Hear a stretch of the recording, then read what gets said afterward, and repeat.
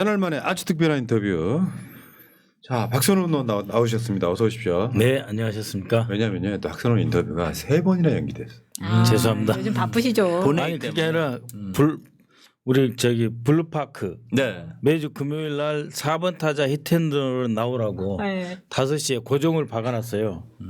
근데 한준호 최고가 그 사연을 보는데 최고위원인 본인도 금요일 오후 5시에 고정을 하니까 꼭 나와. 나도 나와야 된다. 그래서 알겠습니다. 그리고 잠깐 휴가도 가셨어요. 그러니까 그거? 어디 갔어? 내가 안 봤을 때 갔는데. 야, 보좌관 나한테 거짓말을 계속하네. 그래가지고 어쨌건 이게 정치인들 일정 잡는데요. 네. 새날도 마찬가지예요. 우리 일정이 있잖아요. 네. 그러니까 월화수목금토 무조건 나올 수 있는 게 아니잖아요. 그럼 그쪽하고 이쪽이 맞아야 이게 합이 이루어지죠. 그렇죠, 그렇죠. 근데 네. 나는 우리 고향 선배님을 너무 보고 싶은데. 아이, 죄송합니다. 그러니까 한 주씩 날짜가 변경되다 보니까 딱 한 달 만에 나오신 거예요. 딱 한 달 만에. 네. 오랜만에 죄송합니다. 뵙는. 알겠습니다. 그러니까 그러다 보니까 윤석열 파면된 것도 우리가 이야기를 못했어요. 네, 아니 죄송합니다. 아니, 제가 저기 그 작년에 처음으로 이제 출마하려고 할 때 네. 김민석 의원이 섭외해 줘 가지고 둘이서 처음 나온 게 벌써 1월 27일 그때가 작년. 새날이었죠. 예. 그냥 친정이야. 제가 이렇게 빚을 지고 있는데 신뢰를 하게 돼서 죄송합니다. 근데 네. 자주 모셔도 좋은 점만 있는 건 아니에요. 아 그래요? 오랜만에 나와야 반가운 거지. 예, 고맙습니다. 이해하시고요. 예. 자, 여러분. 자, 박선원 TV 구독 링크는 채팅창 상단에 있고요. 예, 그 후원 계좌는 화면 상단에 있는데 예. 지금 대선이 시작됨으로써 이제 후원금이 2배로 늘었다는 말씀 드리고요. 아 후원 안 해주셔야 됩니다. 와우. 다 차셨죠? 예, 차가지고 지금 와. 잘못하면 손목이 찼다고요? 거의 다 찼어요. 예. 이야. 아, 역시 죄송합니다. 진짜 막 내가 봤을 때는 처선 의원 맨 앞에 있는 분이 박선원입니다. 아, 미안합니다. 근데 여러분 있잖아요. 일단 동영상 하나 보실 텐데 이거 내가 이 이야기를 하려고 한 달 기다린 거예요. 윤석열을 파면시키고 탄핵 소추단이 지금 그 저 기자들한테 하는 이야기인데 네. 정청래 위원장 이야기는 듣지 말아도 안 들어도 돼요. 박선원 의원 표정만 보시기 바랍니다.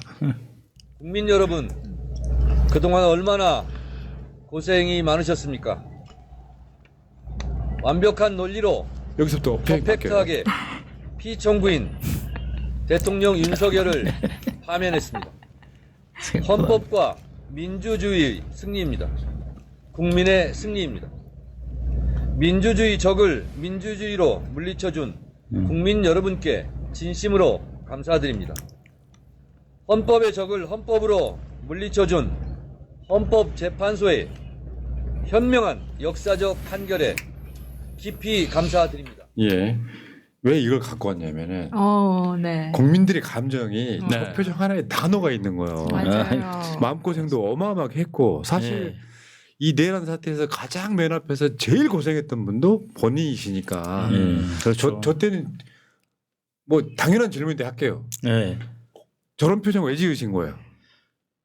그 헌법재판소로 향해 갈 때 이제 다 같이 갔거든요. 그 소추단 다른 네. 의원님들하고. 근데 이제 혹시 기억나시겠습니다마는 김민기 선생의 늙은 군인의 노래라는 게 있어요. 나 태어난 네, 나 태어난 이 강산에. 근데 저희는 늙은 투사의 노래로 바꿔서 불렀거든요. 그렇죠. 운동 가요가 없어 네, 그때는. 82학번이니까 그때 가서 나 태어난 이 강산에 투사가 돼요. 돼요. 네. 꽃피고 눈 내리기 어원 30년. 근데도 아직 민주화가 안 된 거예요. 네? 그러니까 제가 그 헌재 재판소 있는 4월 4일 전날 밤에 이 늙은 군인의 노래, 늙은 투사의 노래를 한 10번 정도 들었어요, 밤에. 김민기 목소리로. 이거 반드시 김민기 목소리로 들어야 돼요, 이거는. 예. 그래서 너무 마음도 아프고 만에 하나 그럴 가능성은 없지만 기각되면 나는 몇 시간 내로 끌려갈까. 그러면 이제 헌법재판소에서 윤석열이 저를 찍었잖아요. 박선원 의원 때문에 맞아요. 내란으로 프레임이 바꿨다 그래가지고 이거 자기가 잘못한 거 아니다.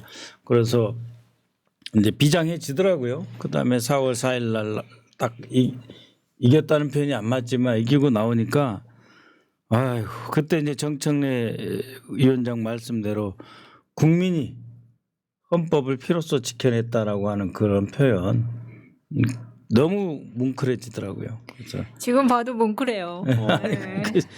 네, 죽을 뻔한 거예요, 사실은. 파리 학번이시라고 하니까 네. 그 정말 제가 학교 다닐 때 호람이 그 전설의 학번 네. 전두환 정권에서 싸웠던 전설의 학번 선배님이 참 진짜 그래요. 윤석열과 이렇게 아직도 싸우고 있는 현실이 그러니까요. 참 그래서 이제 그 의원들한테 이야기를 했어요. 진짜 이 노래를 다시 부르면 안 되는데 언 30년 지나서 또 투쟁을 하고 있다. 그만큼 민주주의라는 게 위협받기 쉽고 취약하다. 그런 슬픔이 많이 들었어요. 야, 그러니까 저 표정이 너무 리얼해가지고요. 그러니까. 박선호는 되게 감성적인 분인가 보다 이런 생각을 했어요. 왜냐하면 우리가 예. 내란 때 보면은 굉장히 그 이성적이고 굉장히 윤석열 쪽에 대한 공격적이잖아요. 근데 마지막 장면에서는 이기는 장면에서는 모든 국민들의 마음이 그 표정 하나에 녹아 있는 거예요. 근데 계속 인터뷰가 딜레이 돼가지고 지금 많이 식었지 지금 이게 한 달 정도 지난 거잖아요. 벌써 4월 4일이니까요. 근데 다시 봐도 울컥한 게 진짜 제가 조금 거짓말 약간 보태서 제가 태어나기 전부터 네. 지금 2025년까지 싸워주신 덕분에 네. 저희가 이렇게 말 편하게 하고 대한미디어 네. 하고 막 이렇게 하는 것 같아요. 대한 미디어가 이겨서 이긴 거죠. 있어서 이긴 거죠. 저는 박선호는 이름을요 이명박 때부터 알았어요. 예. 그때 유명한 인사였어요. 이름은. 근데 이제 우리 선배님들이 예전에 가열차게 한번 싸워 보셔가지고 예. 시간이 지났지만 이번에도 정말 일사불란하게 정말 진짜 백전노장처럼 훈련이 되신 분처럼 싸웠다. 초전에 그냥 박살내버렸다. 총선 때 인재영입이었는데 박선원이 들어갔다고? 그때 깜짝 놀랐어요. 이름만으로. 아. 왜냐하면 이게 있어요. 노무현의 퀴즈들이 있어. 예. 노무현의 퀴즈라고 하는 사람들이 나중에 이명박한테 정권을 뺏겼잖아요. 예. 그 중에서도 제가 보기엔 거의 맨 앞에 있는 사람 중에 하나가 박선원 의원이 아니나 싶어요. 그 이야기는 이따가 한덕수로 연결이 되는데 예. 자 어쨌든 간에 박선원 의원의 진가를 지금 4월달이니까 당선된 지 딱 1년쯤 됐어요 또. 그렇네요. 아. 예. 그 과정들이 있었다. 그리고 그 1년 사이에 내란이 일어나고 내란 진압하고 윤석열 탄핵까지 해버렸다. 예. 야 이건 뭐 지금도 저는 안 믿겨요. 아마 의원님도 그러실 것 같은데 아침에 자고 일어나면 윤석열 탄핵된 게 맞나 싶을 때 있잖아요. 사실 작년 가을에 저희가 깝깝했어요. 음. 왜냐하면은 우리가 법안을 만들면은 거부권 행사해버리고 그렇죠. 우리가 통과한 법은 결국은 뭐냐면 국민의힘이 동의해주는 법만 통과가 되는 거예요. 그렇죠. 그러니까 우리 민주당은 압도적 다수를 갖고 있는데 우리가 원하는 법을 통과를 못 시키는 거예요. 즉 다수당인데 입법권이 없는 거예요. 네, 탄핵을 해도 못 이길 것 같고 헌법재판소 구성을 보세요. 맞아요. 그래서 아무리 윤석열이 속된 말로 국정을 엉망으로 만들고 개판을 쳐도 탄핵을 하면은 국민의힘이 가세하지 않을 뿐만 아니라 헌법재판소에서 못 이기는 거예요. 그래서 이 사람들은 온갖 이재명 대표님을 말이야 칼로까지 죽이려고 했잖아요. 언론으로 죽이고 펜으로 죽이고 법으로 죽이고 칼로 죽이고 그래 이제는 완전히 법으로 말려 죽이려고 하는 상황이잖아요. 네. 이 장기적으로 되면은 정말 깝깝했어요. 힘들다. 근데 내란을 진짜 해버리네. 진짜 안 할 수도 있다. 왜냐하면 우리가 경고를 워낙 해놨으니까 곧 들통날 텐데 하지 마라 하도 했잖아요. 근데 저희 어머님 말 뭐라고 그러신 줄 알아요? 윤석열이 파놓은 이재명 무덤에 윤석열이 대가리 받고 죽었다. 맞습니다. 저는 정확한 표현. 좀 그 부분 관련해서 이렇게 봐요. 윤석열이 공감 능력이 떨어지니까 상대방은 자기보다 100배 답답하고 100배 힘들다고 생각을 못한 거예요. 본인도 힘들었겠죠. 그런데 대한민국 권력의 90%를 가지고 있는 게 윤석열입니다. 민주당 의원들 이재명 대표 얼마나 힘들었겠습니까? 근데 참은 거예요. 근데 윤석열이 결론적으로는 그 싸움에서 압도적으로 유리했는데 나 힘들어. 나 못 참겠어. 그리고 바보 천치 같은 일을 해버린 거죠. 저는 그렇게 생각합니다. 정답. 지가 구덩이 파고 지가 빠져서 코 박고 죽은 그 거예요. 유명한 그 있잖아요. 자전거를 타고 가는 윤석열이가 자전거 바퀴에 막대기를 집어넣어서 쓰러지는 장면. 그런 그림 네, 있습니까? 있어요. 자, 근데 이제 예. 지금 최근에 현안으로 한번 가볼게요. 예. 아까 제가 노무현 퀴즈라고 말씀드렸잖아요. 예. 그러니까 박선원 의원한테 노무현은 어떤 의미가 있을지는 이따가 말씀해 주실 것 같고. 예. 근데 노무현 대통령 돌아가셨을 때 박선원 의원이 목격한 한덕수 이야기를 한번 해볼게요. 네. 그러니까 노무현 대통령이 임명한 국무총리입니다. 예. 근데 노무현 대통령 장례식에 안 왔단 말이에요. 예. 그 이야기를 일단 페이스북에 쓰셨더라고요. 그 이야기를 한번 해주시기 바랍니다. 예, 제가 이제 그 2008년에 우리 노무현 대통령 임기 끝나고 미국 브루킹스 연구소 워싱턴에 있는 그 세계 최고의 사회과학 전문 연구소 미국 브루킹스 연구소에 갔었습니다. 갔었는데 한덕수 총리가 이명박의 대사로 네. 왔어요. 주미대사. 주미 대사로. 그 짓도 잘 못. 주미 대사로 왔어요. 그때 왜 왔냐면은 우리 노무현 대통령한테 그 한미 FTA에서 소고기 문제 이거 다 짊어지고 가시오.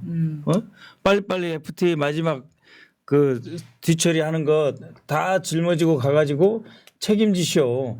그래가지고 이명박한테 이쁨 보여가지고 국무총리가 된 거예요. 아. 소고기 파동 있고 난리가 아니었잖아요. 2008년에. 그래가지고 한덕수가 주미 대사로 왔어요. 근데 저는 이제 노무현 대통령이 5월 23일 날 2009년 5월 23일 날 서거하셨다는 거를 이제 인터넷으로 보자마자 그다음 비행기 타고 이제 귀국해서 바로 봉화로 내려갔어요. 네. 그래서 봉화 내려가서 다른 동지들하고 함께 이제 이 대통령님 이제 국장 준비를 하고 있었는데 그때 이제 외국에서 이제 대통령님하고 이렇게 정상을 회담했던 분들한테 이제 이 사실을 알려드려야 되고 그 다음에 이제 장례위원회를 꾸릴 때 전 총리 했던 사람들은 다 당연직 장례위원장으로 모시자. 그리고 반기문 총장은 그 중에서도 이제 앞에 장례위원장으로 모시자. 이래가지고 제가 반기문한테 전화를 했어요. 그랬더니 안 받아서 김원수 차장 겸 비서실장하고 통화를 했어요. 그랬더니 못 온다는 거예요. 왜 못 오냐? 전 세계 유엔 사무총장이 어떻게 한 나라 지도자의 사망한 데를 조문을 가냐? 아, 그런 사례는 없다는 거예요. 무슨 소리야? 자기를 외교부 장관 시켰지. 처음에는 자기를 외교안보 특보를 시켰어요. 청와대에 상근 근무하는. 그다음에 장관을 시켰지. 장관만 시켰습니까? 유엔 사무총장 시키면서 해달라는 거 다 해줬어요. 새벽에 뭐 아프리카 누구 뭐 총리나 대통령하고 통화해달라면 통화해줘. 300만 불만 더 이렇게 ODA라고 해서 공적 개발원조 해달라 그러면 다 해줘. 다 해줘서 이 사람이 유엔 사무총장이 됐는데 답변이 못 온다는 거예요. 와. 그리고 당연히 한덕수도 같은 과니까 못 온다는 거예요.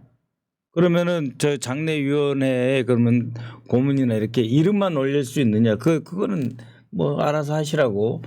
그래서 이제 이름을 올렸어요. 그 다음에 이제 장례 절차 다 끝나고 권양수 여사님 명의로 고맙다는 서신을 이제 작성을 해서 서한을 만들어서 이제 일본하고 미국을 다 다녔어요. 그래서 일본에 이제 대통령님하고 그 정상회담을 했던 총리들, 모리 총리도 있고 여러 총리들한테 다 고맙다고 인사하고 고이즈미 총리방에는 갔더니 안 계셔서 그냥 그 비서실장한테 전달하고 그렇게 일본 한 바퀴 돌고 미국 가서 반기문 안 왔는데 네. 그래도 장례위원장을 맡아줘서 고맙다 하는 서신을 썼는데 그 뉴욕에 갔는데 만날 시간 없다. 그래서 그럼 내가 하루 더 있겠다. 또 서신 또 시간 안 된다. 와. 그러면 시간 될 때까지 내가 기다리겠다 해가지고 한 나흘 기다렸어요. 뉴욕에. 나흘 기다렸는데 끝까지 안 된다. 뭐 시간이 안 된다. 반기문. 아니 이 권양숙 여사님 보낸 편지 한 장을 받을 시간이 없어요. 10분이면 되는데. 도망 다닌 거네요. 네? 아니 그래서 이게 이명박 정권 하에 이게 싫다 이거죠. 와. 노무현하고 가까웠다는 사실이 노무현 덕에 유엔 사무총장이 됐다는 걸 인정하는 게 싫다는 거 아니에요. 그래서 그래 그러면은 거기 비서실에 김원수가 유엔 차장 겸 유엔 사무총장의 유엔 사무차장 겸 비서실장인데 그 과장한테 편지 주고 왔어요. 네.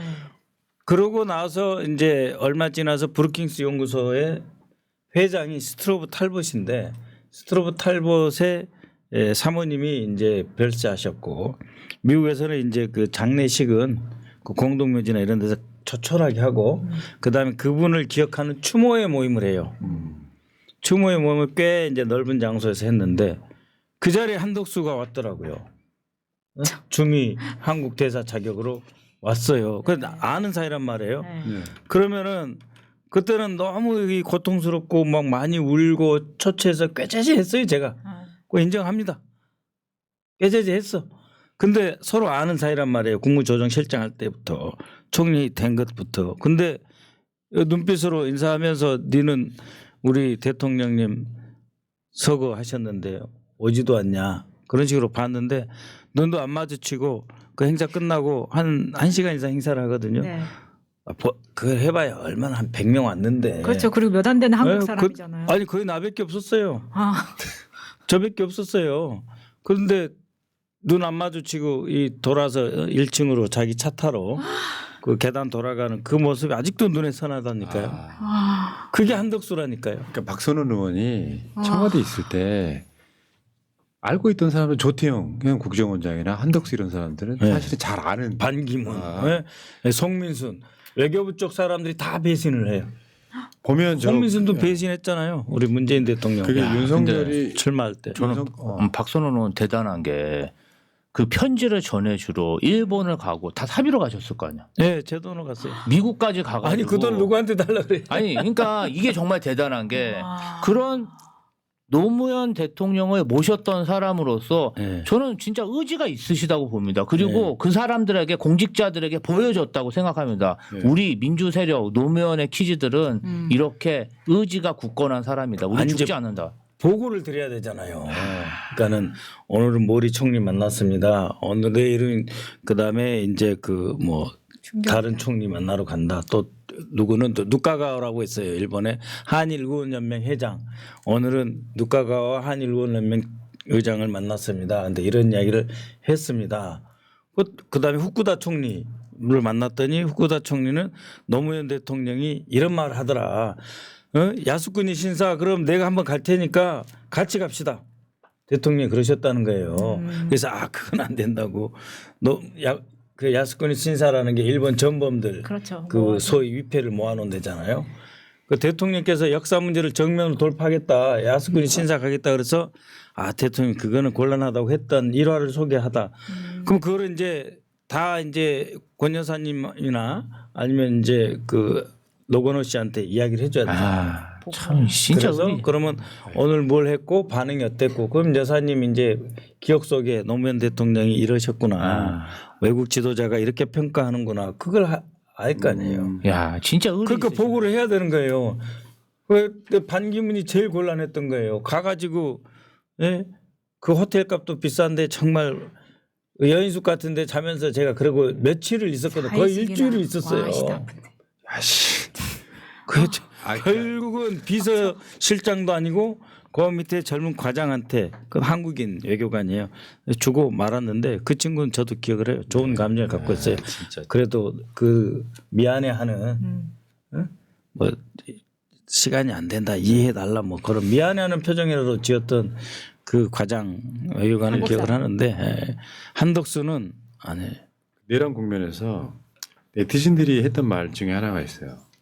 노무현 대통령이 남기신 선물이 박선원이다. 이런 얘기를. 뭐 근데 실제로 있잖아요. 노무현 정부 때 기억들을 하실지 모르겠지만 기억을 되살려 드릴게요. 국무총리 첫 번째 고건은 아마 그 전에도 국무총리를 한 번 한 적이 있어요. 그 다음에 이해찬 총리, 그 다음에 한명숙 총리, 그리고 한덕수가 총리로 들어가거든요. 총리로 발탁했다는 건 사실 뭐 대한민국의 2인자의 느낌이 있잖아요. 지명직이긴 하지만 그러면 사실 거기다 뼈를 묻는 거예요. 진영에다가는 예를 들어서 뭐 같은 진보 진영이면 그럴 수도 있는데 어떤 정권이 넘어갔잖아요. 근데 총리하던 사람이 다시 윤석열 때 컴백을 합니다. 무려 그다음에 노무현 대통령 다음에 이명박, 박근혜, 문재인, 윤석열 10몇 년 만에 컴백하는 것 자체가 사실 상도덕이 아닌 거잖아요. 맞아요. 진영을 넘어가면 안 돼. 근데 김영삼 정권 때 그 정세현 장관 엊그저께 나와서 또 증언하셨잖아요. 김영삼 정권이 경상도 정권이잖아. 내가 전주인 걸 숨기는 거야, 고향이. 한덕수 씨 그렇죠. 예. 네. 그래놓고 김대중 정부가 들어서니까 고향이 전주인 걸 알리시는 분. 이게 한덕수야. 네. 부끄럽습니까? 진짜 너무 아니 부끄러워하지 않아요 이 사람은. 그거에 대해서 부끄러워한다는 걸 부끄러워하지 않는 거죠. 부끄러워할 수도 있다는 가능성이 있는 한덕수 그런 기대감을 주는 한덕수라면 부끄러워할 거예요. 나는 이렇게 뻔뻔한데 왜 안 뻔뻔한 사람으로 봐주지 하는 걸 부끄러워한다 그런 사람이니까. 오늘 국회에서 보셨죠? 네, 저 정말 그 국회에서 국회 대정부 질의 할 때 안 나타났어요. 그랬죠. 그러니까 지가 무슨 행정부 수장으로서 어쩌고 저쩌고 한다는 둥 최근 몇 번은 이유도 안 밝히고 안 나타났어요. 말이 됩니까? 그 오늘은 갑자기 쑥쑥 들어와 가지고 제대로 인사도 안 하고 뭐 추경 10조 얼마 편성했다고 도와달라고 그러는데 말도 안 되는 소리예요. 작년 가을에 윤석열이 국회에 시정연설 안 왔잖아요. 그래서 한덕수가 대신 읽었어요. 그때 네. 뭐라 그런지 알아요? 경제가 잘 돼가지고 그 3, 4% 이상 성장하고 맞아, 그거 맞아. 비판은 야당이 잘못이다. 얼마나 뭐라 그런지 알아요? 오늘 뭐라 그랬죠 아십니까? 경제가 0.5% 마이너스 성장이다. 그러면 몇 달 사이에 마이너스 성장으로 바뀌었으면 지가 책임을 져야 될 거 죄송하다 그래야 되잖아요. 네. 근데 마이너스 성장이다. 그러면서 추경은 타이밍이 중요하다. 아니 우리 이재명 대표님부터 시작해가지고 올 초부터 빨리 해야 된다 빨리 해야 된다 빨리 해야 된다 했잖아요. 거의 10조 달랑 들고 와가지고 타이밍이 중요하니까 좀 빨리 심의해달라. 아니 경제가 3% 5% 성장할 거라는 거 마이너스 0.5% 됐으면 사과를 해야 되고 우리 당이 그렇게 주장했는데 추경을 빨리 하자 그러는데 늦어가지고 미안하다. 그런데 늦게나마라도 좀 빨리 처리해 주십시오. 이래야 되잖아요. 타이밍이 중요하니까 빨리 해줘야 돼. 이런 식이에요. 12조짜리 대선운동이라고. 진짜 정말 대선지 용도로 쓰려고 그러는데 이거 완전히 지금 사전 선거운동을 그렇죠. 이렇게 하면 돼요. 네, 선거운동 하는 아니, 거죠. 세금으로. 선거를 중립적으로 관리해야 할 권한 대행이 지금 이러고 있습니다. 국가 세금으로. 이게 진짜 말이 됩니까? 나가든 안 나가든 나갈 거야 안 나갈 거야라는 입장만 밝혀도 돼요. 그게 도리야, 국민에 대한 도리. 뭐 이런 캐릭터가 다 있어요. 아니 그러니까 5월 3일까지 사표를 내야 되는데 저녁에 어젯밤 11시에 세계 기후 정상회의가 있으면 그 정상회의에 자신도 이제 화상회의로 참석을 하는 거예요. 네. 지가 무슨 정상이야 정상. 근데 어쨌든 내란 윤석열 후임 권한 대행 자격으로 참석을 해가지고 다른 폼나는 기후 정상에 나오는 대통령이나 이런 사람이 있으면 왜 자기 한마디 하면 딱 화면 2개 딱 놔주는 경우 있잖아요. 네. 전 세계 한 60명이 정상에 나오면 네. 그걸 해가지고 뿌리려고 했는데 그게 12시가 되는데 대기를 시키려다가 못했다는 등 그런 게 있더라고요. 어제 제가 그 일간지 편집국장을 만났는데 오늘 11시에 그 사진을 하나 멋진 걸 만들어 가지고 밤 12시에 그러니까 어제 밤 11시에 그걸 찍어 가지고 밤 12시에 인쇄기에 쫙 돌려 가지고 그 사진이 어떻게 하려고 그랬는데 아마 어려울 거다고 했는데 그거 공작 하나 실패했지. 아이고.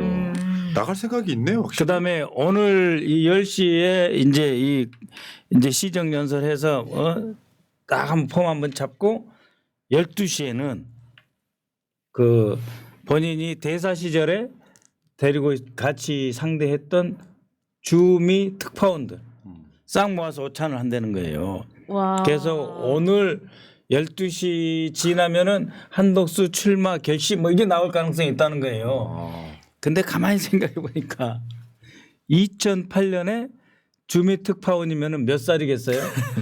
그 45살인 거예요 그때 젊은 평균. 네. 그럼 45살인데 왜냐하면 제가 45살에 그 갔으니까 그 45살에 지금 어원 몇 년이 지났어요? 한 20년 지났잖아요. 18년 지났잖아요. 그럼 이 사람들이 다 몇 60 살이에요? 60대 63세, 64세 한갑 되잖아요. 넘었네 다들. 그러니까 제 나이 또래인 거예요. 그 이상 그러면은 그 사람들하고 점심을 먹었는데 그 사람들이 기사를 쓰냐고. 다 은퇴했는데 63세 5세가 되냐고.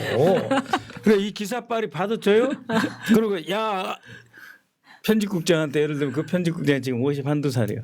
어이 국장 내가 오늘 한덕수 만났는데 출마 안 되는데 그래 그 출마하려면은 편집국장이나 정치부장들 한 20명 모아가지고 만찬을 하거나 이래야 되잖아요. 왜 벌써 이 사람은 완전히 낡은 사람이에요. 그걸 이벤트라고 생각을 했다고 제가 들었어요. 당신 나 고소해볼 필요 없어. 지금은 선거 기간이 아니고 후보 아니니까 흑적선전 아니야. 당신 지금 공직자로서 국회의원의 비판과 견제를 듣고 있는 거야. 똑바로 들어. 알고 대들어. 어저께 아니 너무 재밌다. 한덕수 출마하라고 일단 한덕수 뭐 저 출마 뭐 추진위원회 이런 거 있잖아요. 추대위원회. 네. 거기에서 그걸 주도한 사람이 네. 광주 사람이면 다 아는 인물이 아들이더라고. 네. 박철웅의 박철웅의 아들 아들 박성섭. 네. 근데 완전 사기꾼이더구만. 기업 완전히 막 거의 사기로. 근데 그런 사람들이 나서가 그 사람 나이가 꽤 먹은 거지. 우리 어렸을 때 박철웅 씨는 조선대학교를 그냥 슈킹한 사람으로 알고 있었거든요. 거의 도민대학이었는데 네. 사립화 시킨 거야. 오. 그러니까 사학 족벌이 돼 있는 상태인 거죠. 근데 기업까지 만들어졌는데 이 사람이 이제 자기 기업 운영하면서 뭔가 사기네 뭐네. 근데 그런 사람들이 나서갖고 한덕수 출마하라고 막 충동. 그러니까 이제 박철웅 씨인데 조선대학교 설립자가 이거를 워낙 엉망으로 족벌 경영을 해가지고 결국은 뺏긴 거예요. 이거를 되찾겠다는 거예요. 이제 박성섭이라는 자가. 그리고 그 동생이 박성현인가? 네. 델리 뉴스인가 뭔가 이건 내 정확히 인터넷 뉴스 그 주필도 하고 뭐 그런 사람이 있어요. 완전히 그 극우파의 그 논객이 돼가지고 근데 이 사람이 누구냐면은 서울대 운동권의 최좌파 수ges어요. 7, 8학번인가 7, 9학번인가 그래요. 그러니까 이 사람이 이제 이 대학교 뺏기니까 이제 이 대학교 되찾겠다고 극우파로 돌변하는데 그 형제가 똑같이 그렇게 하고 다니는 거예요. 그러니까 한덕수가 전북 사람이니까 광주표를 얻어가지고 하려 그러면은 적어도 조선대 설립한 이 집안은 물고 들어가지 않느냐 했고 추대위원장을 하는데 국민은 아무도 기억을 못해. 어떻게 기억하느냐? 부패 세력으로만 기억을 해요. 맞아요. 이거는 뭐 저기 명예훼손으로 거둬도 돼요. 오늘 계속 염장을 지르실까요? 봐줬으면 좋겠는데. 자 어쨌거나 한덕수의 인간성은 이렇다. 이런 사람들이 좋은 정치 하겠어요? 사람에 대한 A라고 생각해 나는. 사람에 대한 A. 아니 노무현 대통령 장례식에 오면은 탄압받는답니까? 사실 노 대통령 때 마지막 총리하고 나서 다음 정권에 주미돼서 얻어가는 건 정상이에요. 아유 인간들 진짜. 아니 그러니까 그 덕분에 본인은 그렇게 생각할 거예요. 노무현 대통령님 장례식에 안 와가지고 그 이후에 김앤장 고문도 되고 맞아요. 그 이후에 무역협회 회장도 되고 무역협회 회장이 월급이 얼마인 줄 아세요? 다 해서 한 20억 이상 벌어갔다는 거거든. 그런 자리를 결국은 받았는데 그게 배신의 대가라고 본인은 생각하고 그때 정말 국장에 안 가길 잘했다고 지금도 생각할 수 그럴 있어요. 것 같아요. 왜? 네, 그런 사람들은 그렇게 생각해. 자 한덕수 얘기 여기까지 하시고 예. 지금 뒤에 할 이야기 몇 개 더 있어요. 돼 있어요. 갑자기 그러니까 토할 것 지금 같아가지고. 박선원 의원이 최초 제안했던 개헌법 개정안이 지금 국방위 법관 심사 소위를 통과했다. 어제 통과했습니다. 네, 그러니까 개헌법 개정안이 딱 필요한 것만 들어있더만 이거 아마 국민의힘도 지금 이거 찬성했거든요. 예. 이게 뭐예요? 내용이 뭡니까? 그러니까 이제 그 대통령이 계엄을 선포하기 이전의 행위를 이렇게 제안하는 거는 네. 헌법 개정 사안이에요. 네. 그래서 이제 그거는 이제 앞으로 개헌 이야기 할 때 대통령이 비상계엄이라든지 뭐 경비계엄 이런 건 함부로 못하게 제안을 할 거예요.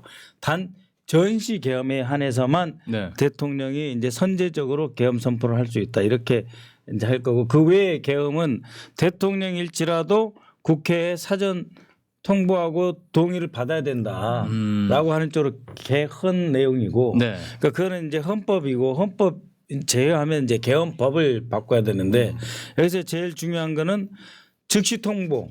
국회에 즉시 통보하고 네. 그다음에 국회에서의 이 해제 결의라고 하는 입법부의 권한을 절대 침해하지 않는다.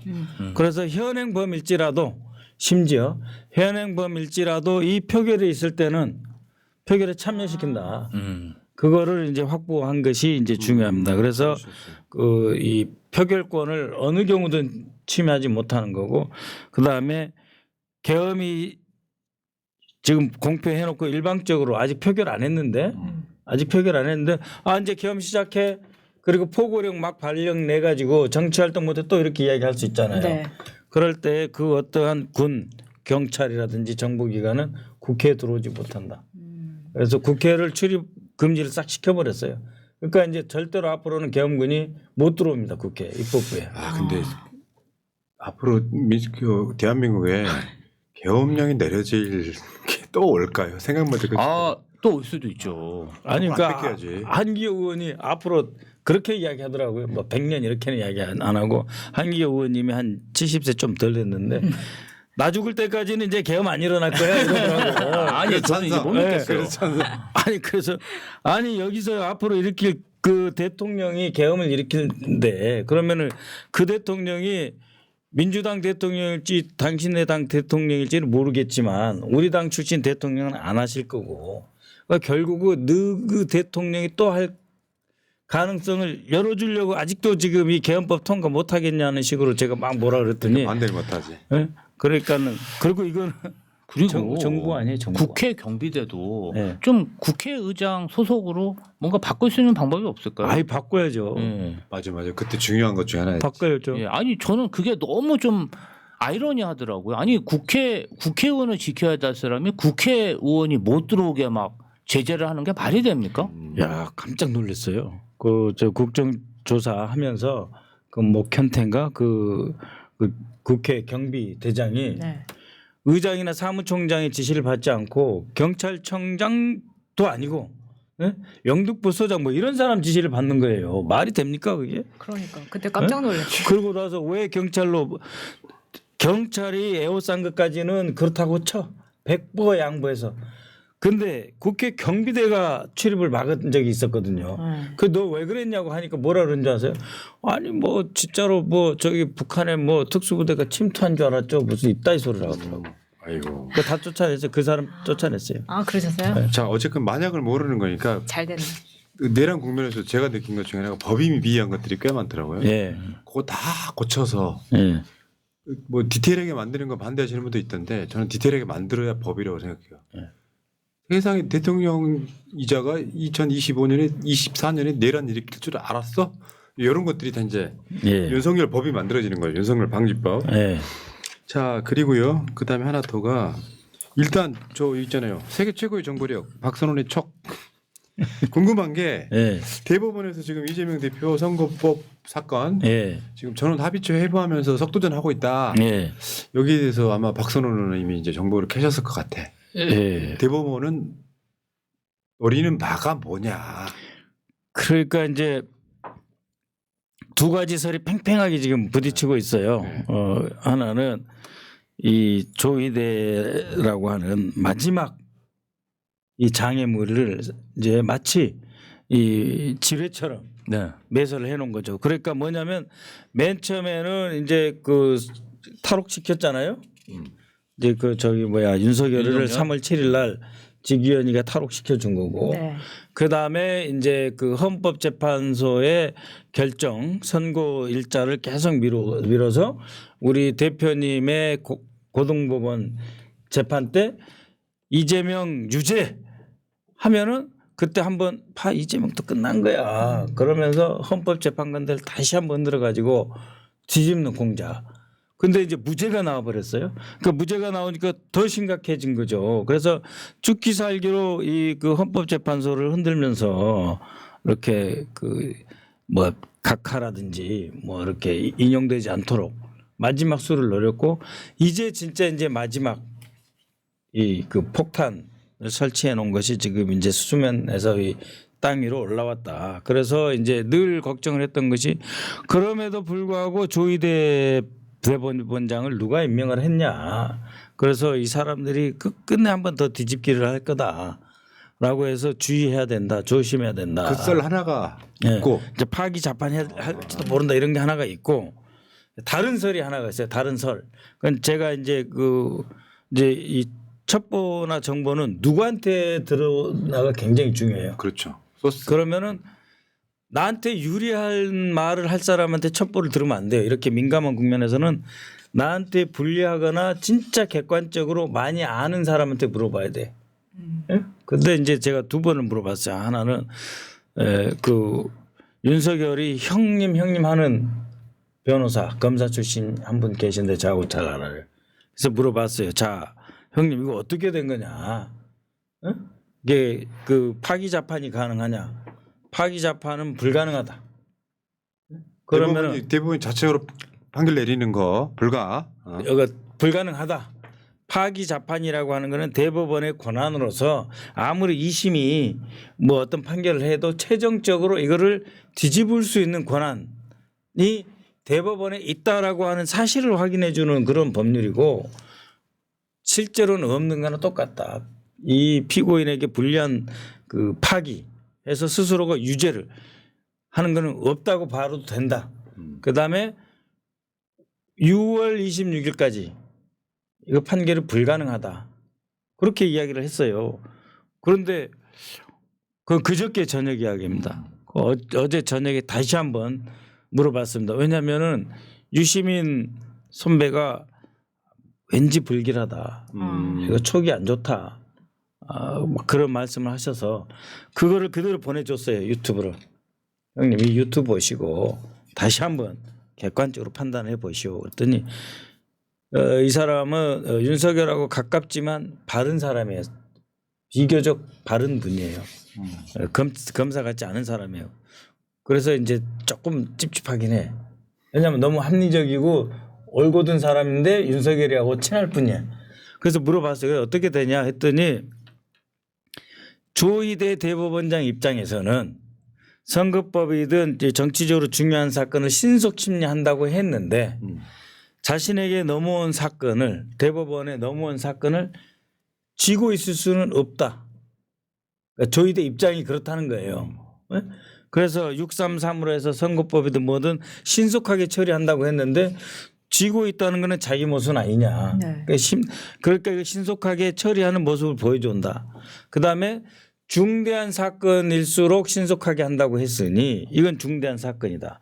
그래서 본인이 책임을 지고 이 전원 합의체로 올린 것까지는 다 가능하다. 그러면은 어떻게 그다음 절차는 어떻게 되느냐? 본인이 쭉 길게 저한테 써서 보낸 거예요. 뭐라 그러냐면은 최소한의 절차. 그러니까 일단은 거기 대법원도 다 연구관들이 있고 자료 수집을 해야 되고 이것을 만약에 우리 당 대표에게 불리하게 하려고 그러면 새로운 증거를 찾아야 된다. 새로운 증거가 있어야 될 거 아니에요. 네. 그다음에 두 번째로는 여러 가지 학설이 있는데 과연 2심에서 그런 여러 가지 학설로 어떤 학설을 적용했느냐를 이 대법관의 그 연구원들이 다 정리해서 올라와야 되고 그것을 논의를 해야 되는데 그렇다고 한다면은 자신의 판단으로서는 6월 26일 그러니까 3월 26일 날 2심이 끝났잖아요. 그러니까 633 대법에서 3개월을 심리를 해야 되는데 지금 이미 한 달 가까이 지난 거잖아요. 네. 그러면은 2달 내에 이걸 끝내야 되면은 6월 26일까지 불가능할 거라고 본다. 근데 6월 3일까지는 더더욱 불가능하다. 그래서 본인은 불가능할 거다라고 이제 지금도 보고 있어요. 그러면서 너무 두려워할 필요 없다. 이제 그 이야기가 이제 어제 저녁까지 나온 것이에요. 그래서 그 대법원이라고 하는 게 과연 그러면은 윤석열 정권에서 사법부의 자유와 권리가 침해당하지 않았느냐. 엄청나게 당했잖아요. 그렇죠. 그러니까 대법원의 최고의 적은 진보 정부가 아니에요. 그렇죠. 그렇잖아요. 그래서 대법원의 적, 그 양승태 사건이니 뭐니 그거 다 윤석열이가 저지른 일이잖아요. 근데 조희대가 자기를 지명해 줬다고 해서 다 무시하고 윤석열이 사법부를 저렇게 농단을 하고 사법부의 서울지방법원을 파괴하고 심지어 헌법재판소까지 깨라고 했던 그런 세력들의 사주를 받아서 본인이 주도를 해가지고 지금 주도하고 있는 거 아니에요? 주도를 해서 전원합의체로 끌고 가가지고 파기 자판을 한다? 불가능하다는 이야기예요. 그러니까는 정뭐 해가지고 뭐 상고 기각은 우리한테 유리한 거잖아요. 가장 유력한 썰이 그거예요. 제 상고 기각을 하는 게 차라리 맞다. 이제 와서 다 죽은 윤석열을 위해서 뭐 그걸 해주겠느냐. 그다음에 이제 고법에다가 다시 돌려 보내는 것 파기환송이 있는데 파기환송을 하려면 새로운 사실이 있어야 된다는 거예요. 네. 법률 해석만 갖고는 안 된다 이거예요. 그래서 걱정하지 말라라고 또 지금도 그러고 있어요. 예. 예. 역시 이제 박선원 이야기로 뭔가 마무리된 듯한 느낌이에요. 정리. 지금 2, 3일 동안 이걸로 썰이 설왕설래했는데 예. 자 마지막 질문이에요. 예. 지금 며칠 전에 박선원 의원이 예. 강구영 예. 한국항공우주 카이 사장을 예. 고발을 했는데요. 예. 이게 박선원 의원이 워낙 그 예란 상황에서 예. 공정전하시는 분이라 예. 야 저 사람 카이 사장 정도를 저렇게 고발을 특별히 하시나 하는 그 의문이 있었어요. 예. 왜 그러신 거예요? 지금 그 지난번 국방위 작년 그 국정감사 때도 제가 사진을 제시했습니다만은 김용현하고 강구영 정재관이 엄청 친해요. 의사 사람이. 근데 이 김용현이 엄청 친한데 이제 여러 가지 설이 있어요. 그러니까는 이 김용현이 그 대한민국을 수호하는 장군들이 모이면 뭐 돈을 댄다 안 된다 여러 가지 설이 있어. 그리고 극우파를 어떤 식으로든지 지원하고 주위에 두려고 한다라고 하는데 그쪽에 이제 장단을 맞춘 사람이 이 정재관 그 군인공제 이사장이 있고 그다음이 이 카이 사장이다. 근데 카이 사장이 정확한 액수는 기억이 안 납니다만 약 6억 이상의 연봉을 받아요. 그렇게 많이 받아요? 그리고 이 강 사장이 그 현금으로 쓸 수 있는 돈은 특활비가 500만 원밖에 안 되는데 나머지는 다 카드로 써야 돼요. 근데 카드를 쓰지 않으려고 하고 계속 현금을 모은다 뭐 이런 말도 있고 그다음에 강구영과 정재관이 TV조선에 가방을 하나 들고 가고 그 비행기 모델 같은 그 박스를 하나 들고 가는 사진을 제가 공개를 했거든요. 네. 뭔가 의심스럽다. 그래서 계속 이제 뒤를 좀 한번 정확하게 파보고 뭘 이 사람들이 잘못한가 봤더니 잘못한 게 너무 많은 거예요. 그 이 사람 묶어둬야 돼요. 선거 때 무슨 짓을 할지를 몰라요.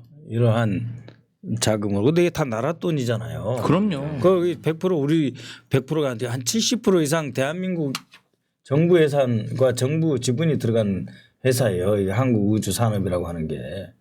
근데 이걸 자기 후배들, 네. 선배들 아는 사람들 네. 20여 명 가까이 고문이다, 자문위원이다, 뭐 어디 해외 뭐 판촉 뭐 부장이다, 뭐다 했고 다 임명을 해놓은 거예요. 주식회사니까 채용을 마음대로 했군요. 그리고 그 전에 잘했던 사람 쫓아내버리고. 그게 업무방해인가요? 지금 말씀하신 거. 그렇죠. 그래서 이 사람을 고발했어요 지금. 고발했는데 고발되니까 고발한 다음 날 뭐 해외 출장 가려고 했는데 출장을 취소하고 지금 이거 대응하고 있다고. 사실이 아니다. 딱 긁혔네. 야, 딱 들켰어요. 그래서 자기 그 카이 내부에 외부 사람 볼 수 없는 네. 그 저기 내부 게시판. 블랙 게시판이라 그러더라고요. 그러니까 누가 쓴지 모르는 그런 게 내부 게시판. 익명 게시판. 네.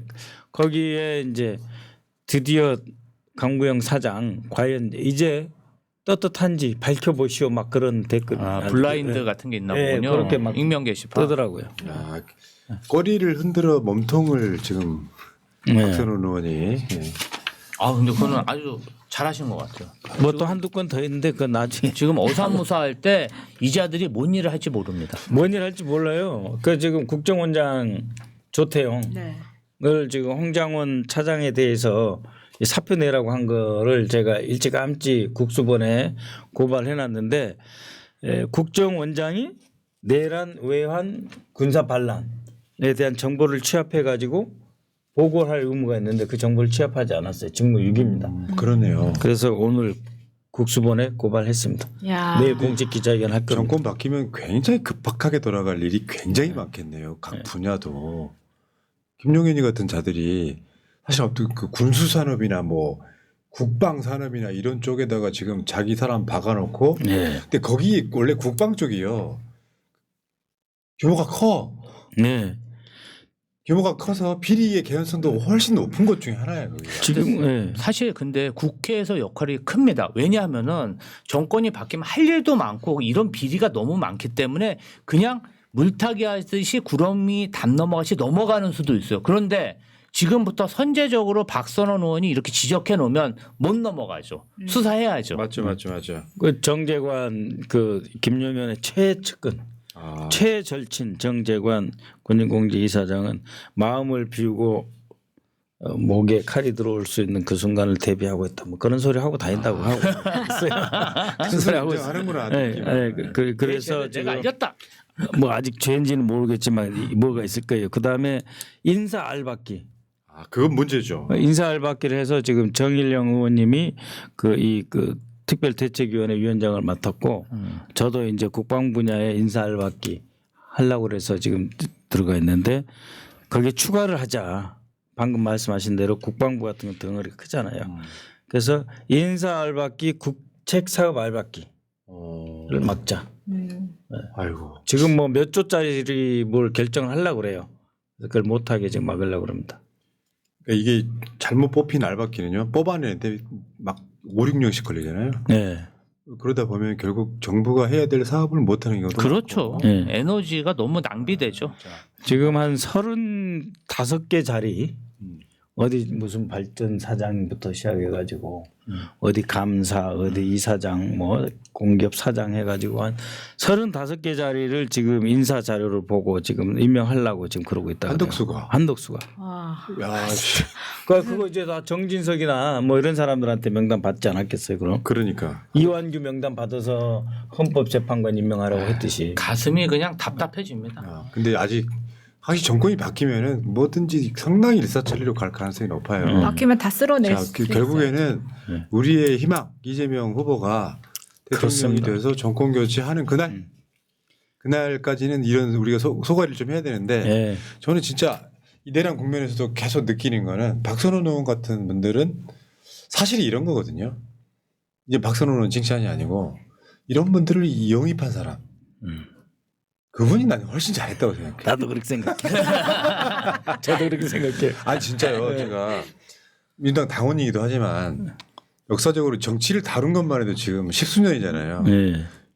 지금 22대 민주당이 제일 마음에 들어요. 보통은 민주당은 비판적 지지했던 대상이야. 너무 이상해가지고. 지금 민주당은 내가 봤을 때 비율도 딱 맞고요. 박선원 의원이 있잖아요 또. 아니 그러니까 일단 유능해야 돼요. 능력이 있으니까 그냥 이 시국에서도 착착착 일이 풀리는 거 아닙니까? 더 잘해야 돼요. 마지막. 너무 인기 많으세요 요새 당원들한테. 안규백 의원 계시잖아요. 예. 안규백 의원님이 뭐라고 그러시냐면은 사람이 길 가다 넘어지는 거는 바위에 걸려 넘어지지 않는다. 조그마한 돌뿌리에 채어 넘어지는 거다. 그렇죠. 바위는 미리 조심하죠. 이 조그마한 이 돌뿌리에 대충 가다가 넘어질 수 있으니까 주의해라 이런 말을 안규백 의원님이 오선 의원이시면서 계속 해주거든요. 후배 의원들한테. 그거를 정말 딱 스스로 경계한다. 자경문이라 그러잖아요. 그렇게 네. 삼고 있습니다. 알겠습니다. 자 여러분 안규백 의원은 우리 고등학교 선배세요. 박선원 의원은요 우리 고향 선배세요. 네. 참 선배들이 참 잘 나가고 있으니까 좋네. 자 박선원 의원과 함께 여러분 오늘 또 내란 종식 이후에 화면 이후에 지금 첫 인터뷰를 또 어찌어찌 우여곡절 그때 했는데요. 박선원 의원께 많은 현장에 나가시면은 박선원 의원 화이팅 한 번씩 해주시면 더 힘나실 것 같고요. 예. 의원님 한 10초만 마지막 인사. 예. 지금 뭐 어차피 우리가 이제 편파 방송이니까요. 말씀드리면은 우리 당의 전당대회 그 순회 경선이 지금 진행되고 있습니다. 자, 내일 모레부터는 이제 호남 지방 하고요. 그 다음에는 이제 서울, 경기, 인천, 제주, 강원까지 하거든요. 꼭 존경하는 권리당원 여러분 꼭 투표해 주십시오. 어느 분을 지지해 주셔도 좋습니다. 꼭 투표해서 참여해 주시고 이번 투표한 다음부터 당원 1인당 10명씩 지지자 확보 함께 합시다. 부탁합니다. 네. 맞습니다. 네. 자, 박선원 의원과 인터뷰였습니다. 고맙습니다. 네, 감사합니다. 고맙습니다.